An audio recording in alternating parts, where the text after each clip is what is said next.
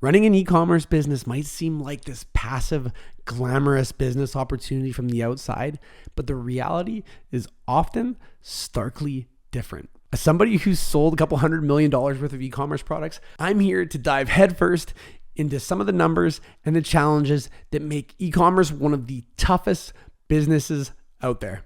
Let's get into it. So Shopify has had more than 7.2 million merchants since they opened their doors. Of those 4.6 million stores, less than 60% of them generate more than $100,000 in annual revenue. Just 7,500 make more than $1 million on the Shopify platform per year. And only 2,000 generate more than $10 million. So before you jump headfirst into ecom, you need to understand one thing. It's going to require a considerable amount of money as well as a wide range of skills. If you don't have a ton of money, you're gonna need to put a ton of time in because you're gonna need to be a media buyer, a videographer, an inventory planner, a project manager, a copywriter, a data analysis, a financial manager / accountant. You're gonna need to have legal knowledge, web development, and design skills. These are just some of the things that you're gonna need to know how to do. And if you can't pay somebody to do them, you're gonna have to do them yourself. So that either means learning them or finding somebody else that can do them for you. Now, don't get me wrong, there's lots of places that have people that you can hire for cheap, but oftentimes inexpensive skills oftentimes give you cheap results. When we first launched Tru Earth back in April of 2019, I was wearing a ton of different hats.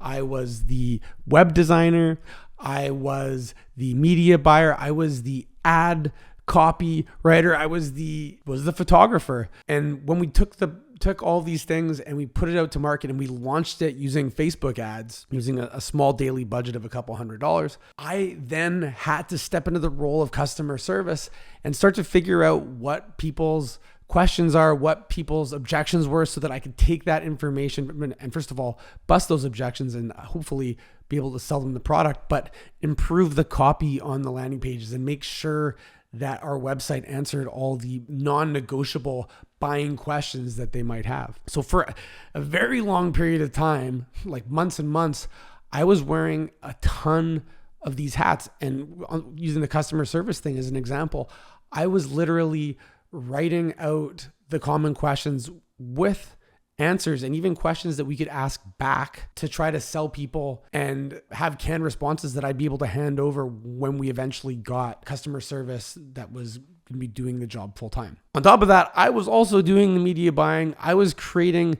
the videos, creating the images, creating the ad copy. I was working with our team, which was Kevin, on the tech side to make adjustments so that the conversion rate optimization that I was also doing at the exact same time was able to be implemented. And it was crazy. Like during this period, I would go on vacation and I would be checking my phone and checking my computer like 5 times a day. I remember probably June, a few months after we launched the product, being away in Harrison Hot Springs and being at the playground with my kids and evaluating how our Amazon launch had just gone. And to my surprise at that time, it was killing it and generating a whole ton of incremental cash. But I was, when you're in that startup mode, when you're in the beginning, if you don't have the money to hire people, you're going to spend a lot of time wearing a lot of different roles or wearing a lot of different hats, which are a lot of different roles. And it's just the way it is. So if you're okay with that, keep going. The next thing you have to understand is that high risk tolerance is basically a non-negotiable when you're jumping headfirst into an e-commerce startup. There's nothing that is guaranteed in this life, as well as e-commerce. And sometimes you're going to take risks. You might jump the gun and buy a whole bunch of inventory, but they can lead to failure. Everything is not going to work out perfectly. Everything's not going to be rainbows and unicorns and happy endings. I've even put myself in these bad situations in the past.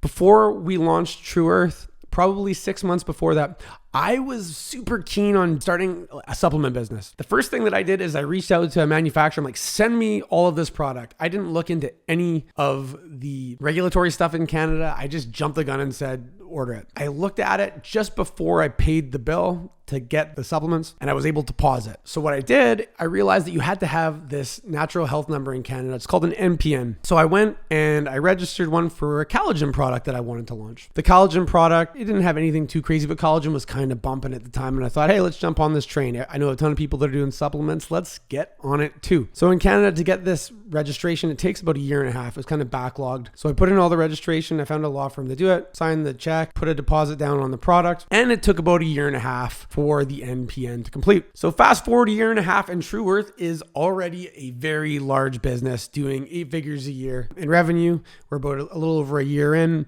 and all of a sudden I get like retail value of about $50,000 worth of collagen delivered to our warehouse. So, I try to spin something up, but at the end of the day, I sold about $10,000 worth of product to one of our existing subscription boxes, which covered most of the cost for me to buy all of the collagen. But at the end of the day, I wound up shutting down the business, and I have $40,000 retail worth of collagen protein that's expired sitting in my cupboard upstairs as a reminder that you need to do your research and you need to be prepared to follow things through.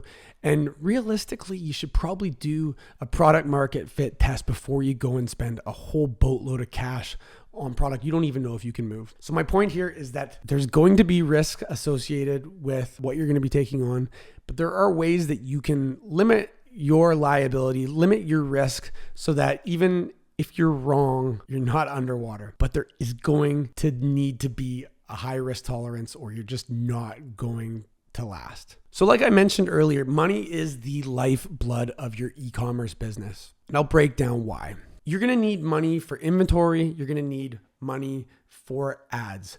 If your ads work well, you're going to sell the inventory you have on hand, and you're going to have to predict how much inventory you're going to need in the near future based on the rate that you're selling. And you haven't sold through the product you've already got yet, but you've got to buy more product. To sell the more product, you're going to need to spend more money on ads. It's this vicious cycle. And on top of that, you're going to have other fixed costs or variable costs that pop up as your business grows. As you hire more employees, you're going to need more cash on hand. The common ways that a lot of people get this cash is either, money that they've already got kicking around, A. B, they use debt. So they go to the bank and they say, hey, I'm going to personally guarantee a line of credit on a loan or whatever. Or the same thing goes with C, a credit card. You can use a credit card and you can buy your inventory. Or the fourth way is you can raise capital and use other people's money. If you raise capital, you lose equity, you own a smaller piece of the pie. We were able to stick handle cash when we were growing Tru Earth so incredibly well that people didn't believe us when we went to raise money that we were able to grow it to the size that we did before we had actually raised money. One of the really valuable things that we did, well, first of all, we used credit cards, obviously, to pay our ad bills. That gives you, 30 days before you start accumulating interest, but that you still have to cycle that. So you got to make sure that you pay it. What we eventually did, and it was crucial for us on top of also getting lines of credit with our banks, was we got a line of credit with Facebook. So instead of paying your credit card daily or whenever you hit a threshold on Facebook, they bill you at the end of the month. And then you have 30 days to pay that back. So at the end of the day, you're basically getting, if you have a subscription-based business like we did, we were able to push back our customer acquisition costs for, at least 30 days and sometimes as much as 60 if we were to push heavily at the beginning of the month. So that was one way that we were able to manage the huge demands of cash before we raised. But it's the bigger you get, especially if you ever get into retail and you go into big box, you are going to need a lot of money for inventory. And a lot of times, if you're having 10, 20% profit in the business, there's not a lot of cash to pay for those monster bills.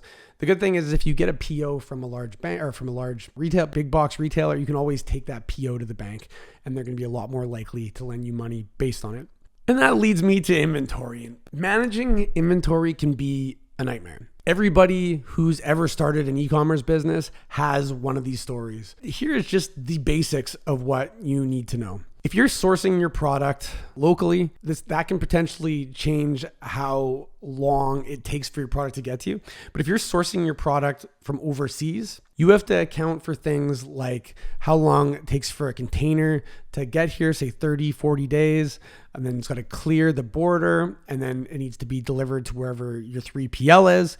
So you could be looking at, like, if you sell out of a product really quickly and you're bringing your product in from overseas, you could be out of stock for 50 days. That could mean either somebody else could come in and attack your business by offering the same thing while you're out of the business, or your customers are just going to go and find it somewhere else, especially if it's consumable and they can't get more of it. They're going to look for somebody else. Our products are mostly produced in North America, so it's less of an issue, but you still have things like, if your product grows incredibly quickly, you have the costs associated with pulling in all this extra inventory, but you need to make sure that whoever is producing the product for you has the capacity to generate the product at the rate at which you're selling it. And if they're selling other things to other people, like, how are they prioritizing your business in comparison to others? If you run out of stock, if you run out of money to buy more inventory, you are going to have a problem. We've had issues, not so much with the actual stock of the product, but the one thing where we've screwed up in the past is we sold more than we had packaging for. So there was a point, it was briefly, where we literally had to put our product in a blank envelope with like an apology letter inside the product saying, hey, listen, we screwed up. We didn't print enough of the right envelopes. Here's a discount off your next product. We apologize that this isn't the normal experience, but we wanted to make sure that we prioritize you getting your product and not the fancy packaging. Yes, your inventory management is more than just the product itself. It's also how you package it, making sure that it's in stock in the 3PLs in the countries that you serve, and taking the time to understand the velocity at which you're selling, so all of this stuff is always available. It's a huge undertaking if you've never done it before, especially when you start getting big. So make sure that you put some energy into understanding the supply chain of your business. The next thing that a lot of people don't understand is the emotional roller coaster that running a business can be. And I'm not talking about, oh, like this thing broke or this thing isn't working or we got an unhappy customer. I'm talking about something different. So I want you to prepare for an emotional roller coaster. And here's why it's worth it. The journey's going to have endless ups and downs. The emotional highs are amazing. You feel like one day that you can conquer the world. You don't feel any pain on those days. You feel like $1 million. You feel like every time you go up to bat, you're going to hit a grand slam. And then there are the days where your ads might not be performing as well. And midway through the day, you're checking it out and you're thinking like, oh my gosh, why am I doing this? This is horrible. Things are never going to get better again. What do I have to do to fix this? And I've experienced this a lot, probably for more than 10 years of my life. The last 10, 12 years, I would have Fridays where I was so mentally fried and felt so down because the end of the week, our ads started declining in performance. And my brain went from feeling super amazing to feeling like a complete failure and trying to figure out how to get back up. And that's kind of how this goes. When my daughter was born, I can remember being up in the middle of the night and I'd be feeding her a bottle. And I would be thinking about tactics that I could use inside of Facebook ads to overcome some of the challenges that I was facing. I spent literally half my life just thinking about how I can overcome falling down into these lows. And they're tough. You have to get mentally resilient to the point where you realize the performance of your business today does not dictate how I feel as a person, how I live my life, how I treat other people that I spend the rest of my time with. The only way that you can do that is by focusing on the work and not focusing on the outcome. The outcome will come. You can celebrate the good days, but you can't get so caught up in them that it dictates how your entire life is being lived. Otherwise, you are going to be one miserable person. But when you get to the other side of it and you can look at things in a 1 week or 2 week macro view instead of micromanaging your day to day, the roller coaster becomes a lot more linear and less curvy like a roller coaster. Listen, I'm not saying that e-commerce is impossible. I just think that a lot of people look at it and think, oh, this is this easy path that I'm just going to slide right into and make passive income and make millions of dollars. It's not.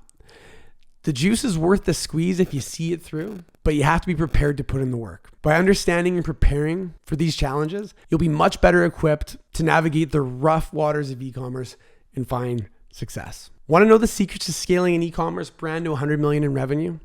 Click here, the video you see on the screen, to watch my other popular video where I reveal the exact steps that I would take. Click it. It's right here. Click it.